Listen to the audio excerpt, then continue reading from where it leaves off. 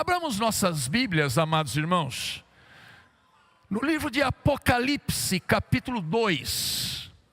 Apocalipse, capítulo de número 2, dos versos 1 a 7. Carta à igreja em Éfeso. Diz assim: ao anjo da igreja em Éfeso, escreve: estas coisas diz aquele que conserva na mão direita as 7 estrelas e que anda no meio dos 7 candeeiros de ouro.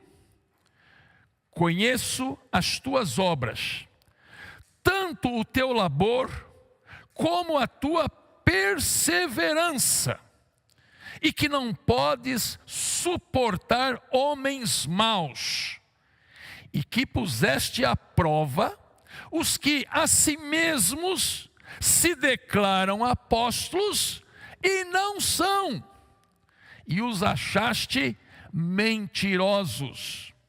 E tens perseverança, e suportaste provas por causa do meu nome, e não te deixaste esmorecer. Tenho, porém, contra ti que abandonaste o teu primeiro amor. Lembra-te, pois, de onde caíste, arrepende-te e volta à prática das primeiras obras. E se não, venho a ti e moverei do seu lugar o teu candeeiro, caso não te arrependas. Tens, contudo, a teu favor que odeias as obras dos nicolaítas, as quais eu também odeio. Quem tem ouvidos, ouça o que o Espírito diz às igrejas. Ao vencedor, dar-lhe-ei que se alimente da árvore da vida que se encontra no paraíso de Deus.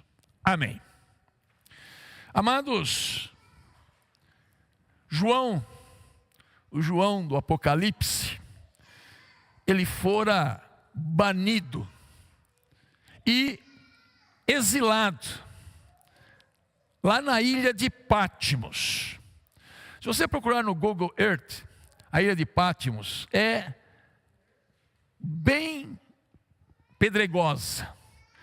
É uma ilha que o governo romano usava ali como colônia penal. E enviou João para lá. E por que João foi enviado para a ilha de Patmos? Ele vai dizer no capítulo 1 que ele estava ali por causa da palavra de Deus e do testemunho que ele dava de Jesus Cristo. Então João fora condenado ao exílio por causa do seu amor a Deus e amor à sua palavra e amor a Jesus. Então no capítulo 1, nós começamos a ler no capítulo 2. No capítulo 1 de Apocalipse, nós vemos João, na introdução que ele faz a este livro, que João estava ali na ilha de Patmos, isolado e exilado. E ele então ouve uma voz vinda do céu. Roma e o imperador romano podiam proibir João de ter contato com a igreja, que era isso que Roma queria ao mantê-lo exilado. Podia impedi-lo de ter comunhão com os seus irmãos, mas não podia proibir João de ter contato com aquele que reina. Então, amados, saibamos nós aqui que este mundo que vivemos, por mais caótico e mau que seja, não pode impedir o nosso contato com Deus. Eu não sei o que vai acontecer neste mundo nos próximos anos. As coisas estão ficando, irmãos, cada vez mais difíceis. Os ânimos estão cada vez mais exaltados. Israel disse que não vai dar moleza para o Irã e vai bombardear o Irã. A Rússia já avisou que se Israel bombardear onde se produz ali a tecnologia nuclear, a coisa vai ficar feia para o lado de Israel. Aquele homem perigoso lá da Coreia do Norte, Kim Jong-un, já falou que vai mandar soldados para ajudar a Rússia a vencer a Ucrânia. O mundo está um barril de pólvora. E amados, a hora que isto explodir, as coisas vão ficar muito, muito piores do que já estão. Mas uma coisa eu sei, e uma esperança eu sempre terei, de que nada neste mundo que venha a acontecer poderá nos impedir de continuar amando a Deus, adorando a Deus, cultuando a Deus. Sim, as coisas vão ficar difíceis. Sabe por quê? Porque não são os jornais que estão dizendo isto. A Bíblia já disse, vai piorar. E para tristeza nossa, a igreja vai entrar numa grande apostasia. Já entrou. Não está ainda no auge, mas já entrou. Então, amados, o que eu quero dizer neste momento é: aconteça o que acontecer neste mundo, nada pode te impedir de buscar a Deus. Nem o mundo, nem o diabo. O diabo está me impedindo. Não tem nada disto. Você pode sim buscar a Deus em todos os momentos. Então, amados, ali naquela ilha, João ouve uma grande voz como de trombeta dizendo, e de repente aparece uma visão para ele. E esta voz diz assim: o que vês, escreve em livro e envia às 7 igrejas: Éfeso, Esmirna, Pérgamo, Tiatira, Sardes, Filadélfia e Laodiceia. E ele então se volta para ver quem falava com ele. E ele vê então 7 candeeiros de ouro, e no meio, Jesus glorificado. E diz aqui o texto, lá no capítulo 1, né? Quando o vi, caí a seus pés como morto. Foi uma visão tão tremenda, foi uma visão tão especial, que Deus mostra para ele, que quando ele vê Jesus ali, glorificado, ele não aguentou, né? Ele cai como morto diante de Jesus. Então, amados, por que Jesus manda João escrever estas cartas às 7 igrejas? Resposta: porque o Senhor tem uma mensagem para cada uma dessas igrejas. E nós podemos dizer que não somente para elas.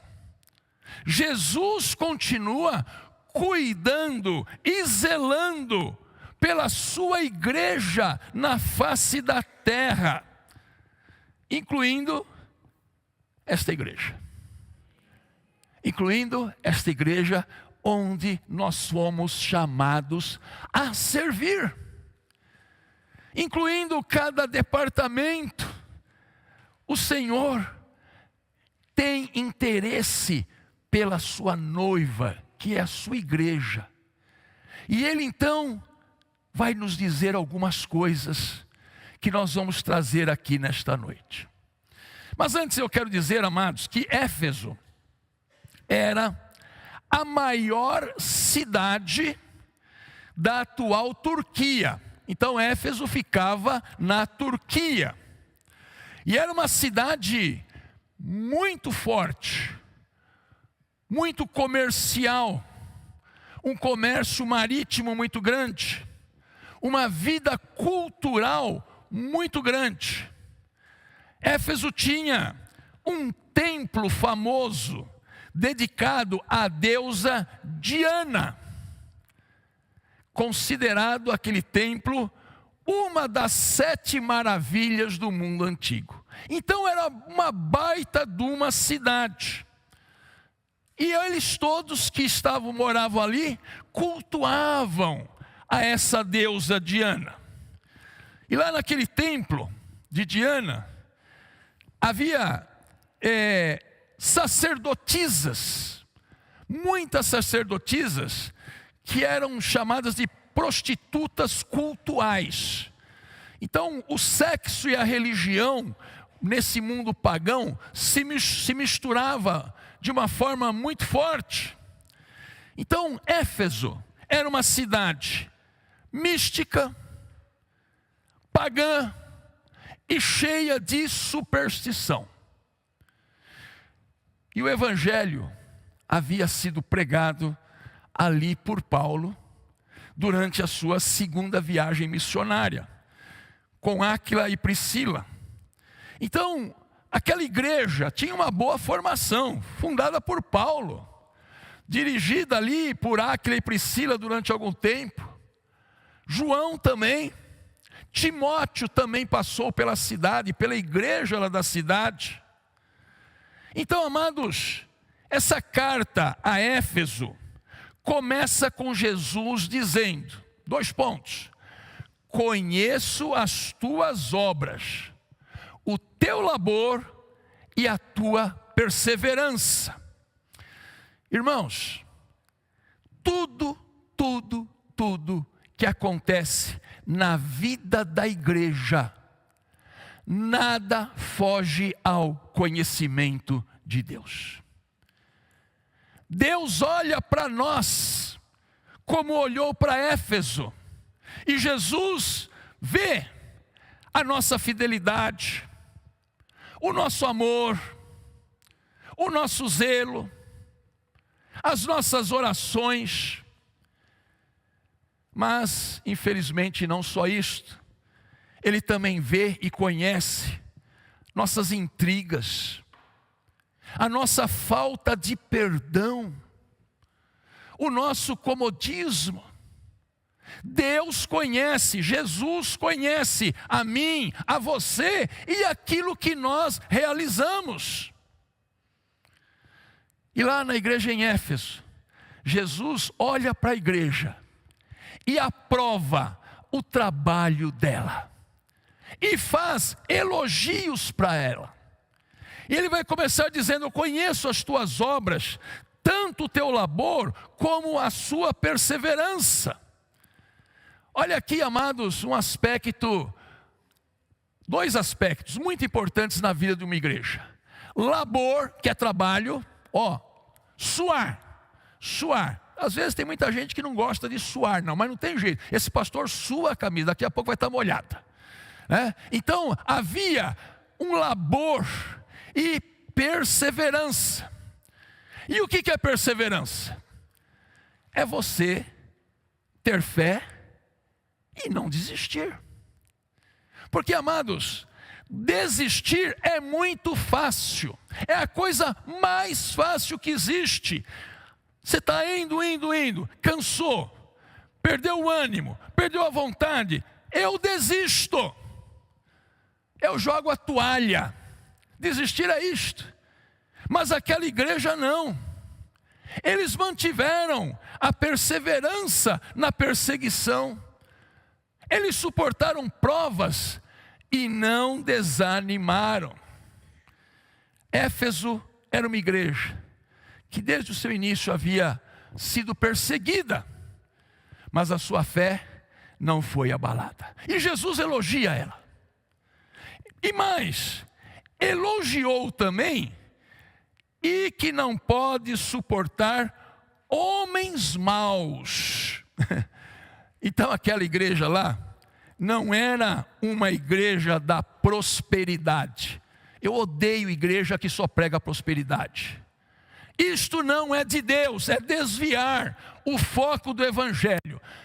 Éfeso não era uma igreja da prosperidade, nem do show da fé, nem do oba-oba. Era uma igreja que se posicionava fortemente contra tudo aquilo que era mal. Ela tinha uma posição lá. A cidade sabia. Quem morava em Éfeso sabia que os crentes em Éfeso não suportavam homens maus.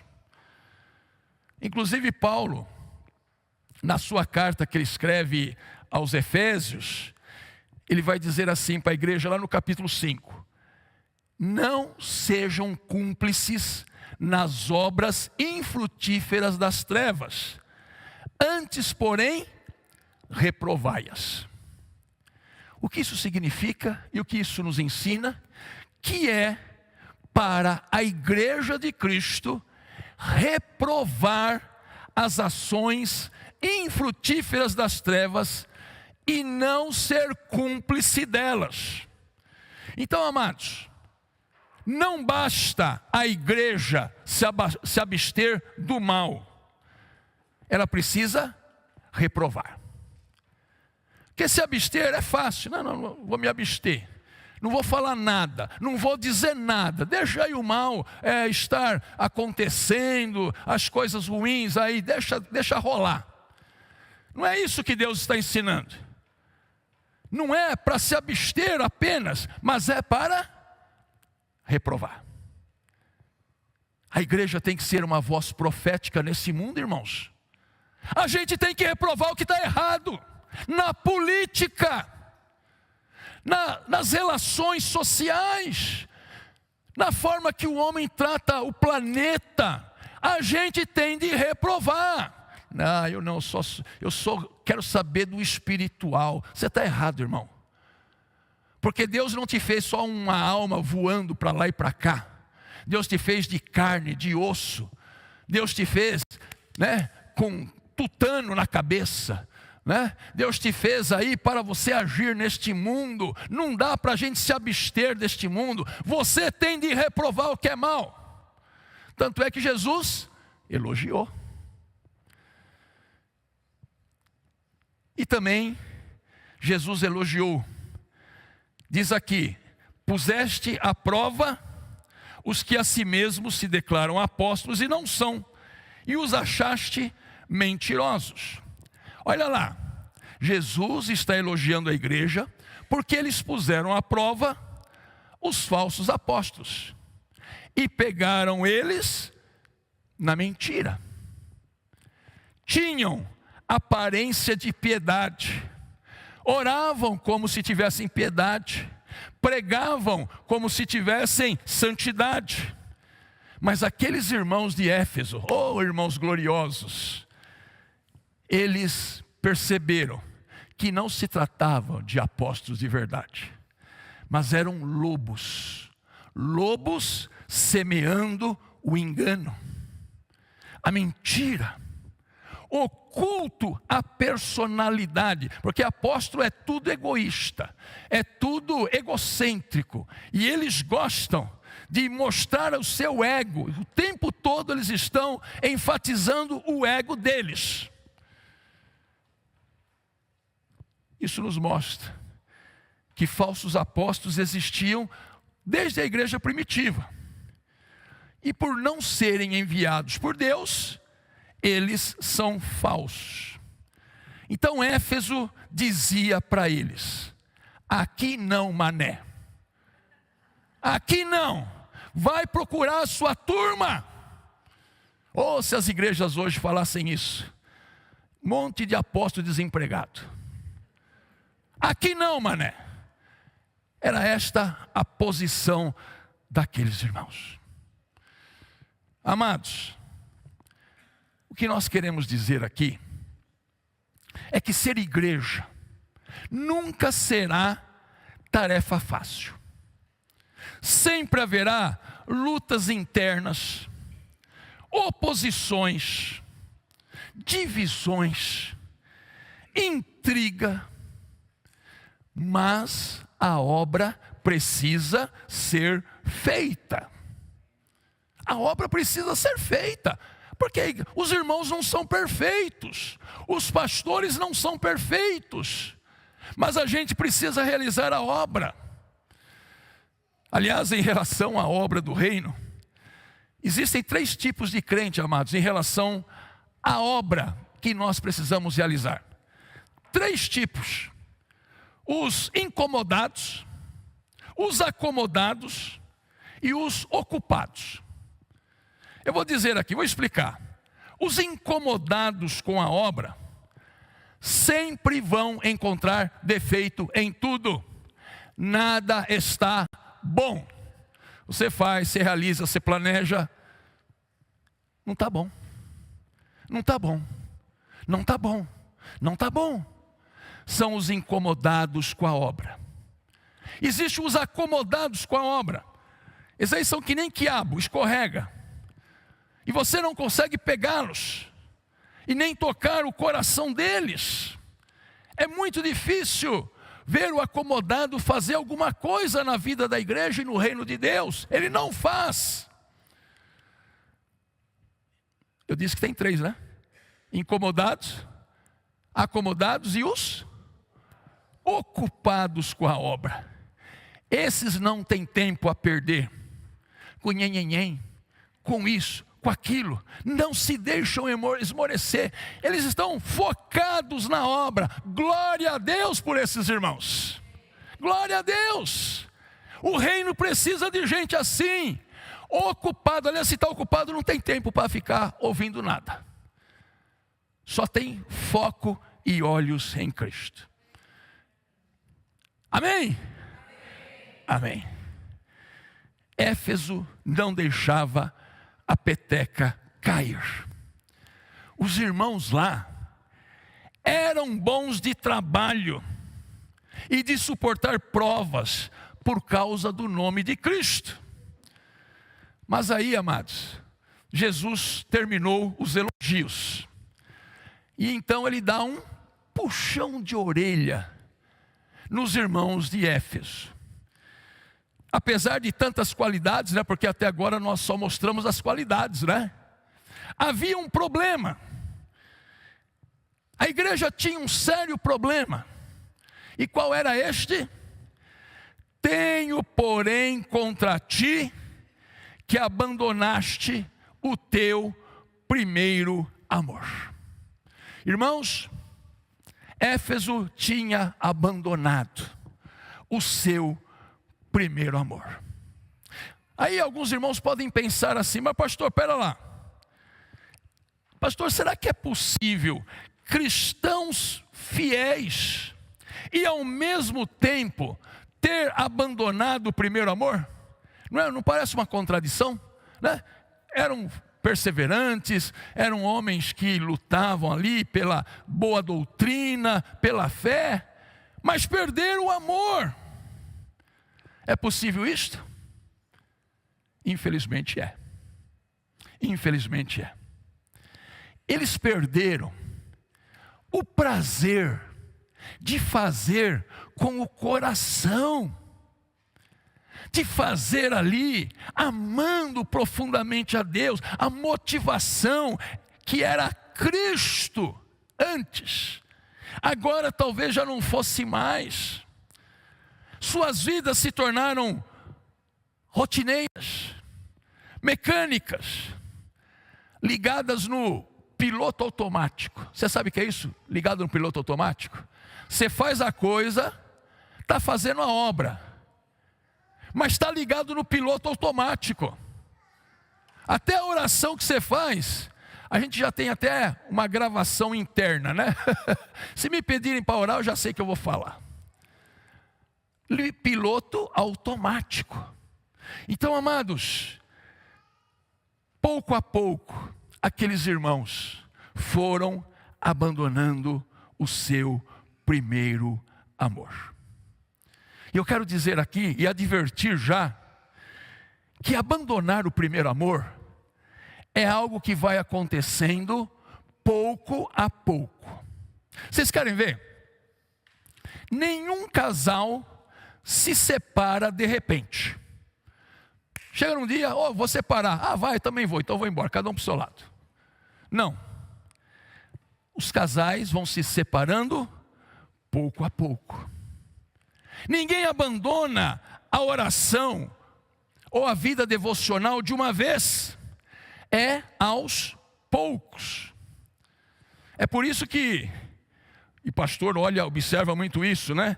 Que quando um irmão ou uma irmã começam a rarear a sua presença na igreja, a gente se preocupa, porque ninguém abandona a igreja de uma vez, mas vai abandonando aos poucos. Deus não quer que lhe façamos nada se a gente não tiver amor. Se a motivação daquilo que você faz não for por amor, esquece. Pois tudo que se faz sem amor não agrada os olhos de Deus. Por isso, amados, é bom a gente sempre fazer um autoexame para ver se Jesus ainda é o nosso grande amor. Faça. Olha para dentro de você e veja se você está fazendo por amor ou porque está ligado no piloto automático. Porque Deus conhece a nossa motivação. As pessoas não conhecem. O pastor não conhece. Mas Deus conhece. Ah, pastor, então está tudo perdido? Não. Nessas 7 cartas que João escreve, ditadas por Jesus, sempre que há algo ruim na vida da igreja a ser tratado, trabalhado, Jesus disse assim: eis que estou te dando um tempo. Então Deus sempre nos dá tempo para nós revermos a nossa postura. E o que Jesus fala aqui? Lembra-te, pois, de onde caíste. Primeira coisa que temos de fazer: lembrar o que aconteceu. Lembrar em que momento eu deixei de amar profundamente a Deus. Eu preciso lembrar que eu estava indo bem, e de repente eu comecei a me distrair com a vida. O que foi que causou essa distração? O que foi que te afastou da vida de oração, da vida de comunhão? O que te aconteceu? Às vezes, irmãos, é alguma coisa até que aparentemente foi boa que aconteceu. Foi boa talvez para a sua vida financeira, mas para a sua vida com Cristo foi péssima. Então a gente tem que observar onde foi, e é isso que Jesus pede. Lembra-te de onde caíste. Primeira coisa, lembrar. Depois, segunda coisa, o que é? Arrepende-te. Arrepende. Então você lembrou onde foi que começou o afastamento? Então agora, arrependa-se disto. E é bom dizer, amados, que o verdadeiro arrependimento não é derramar lágrimas. O verdadeiro arrependimento é mudar de atitude.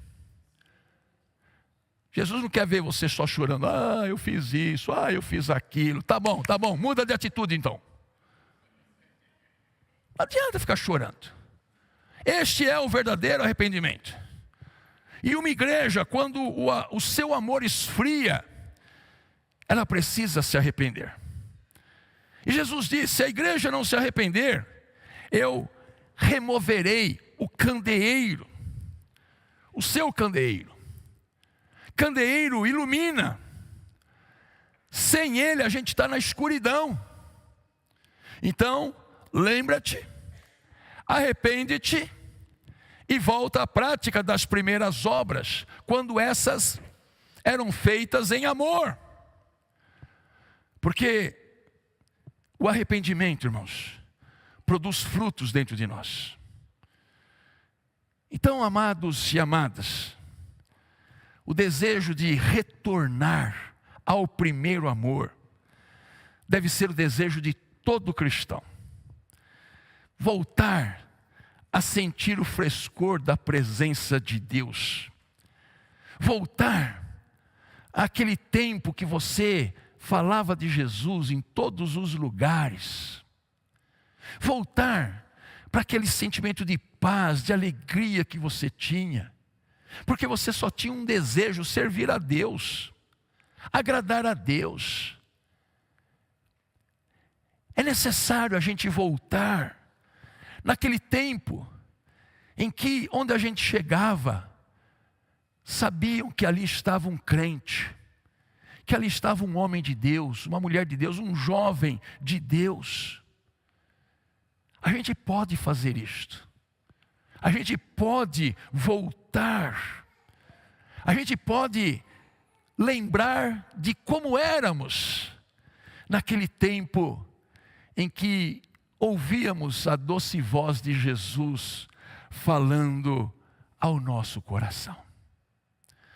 Por isso, igreja, nós faremos agora uma oração coletiva, uma oração cantada. E nessa oração, as primeiras palavras dela são: eu quero voltar ao início de tudo, encontrar-me contigo, Senhor. Quero rever meus conceitos, valores. Eu quero reconstruir. Vou regressar ao caminho. Você é capaz de orar e cantar este hino? Coloque-se em pé neste momento.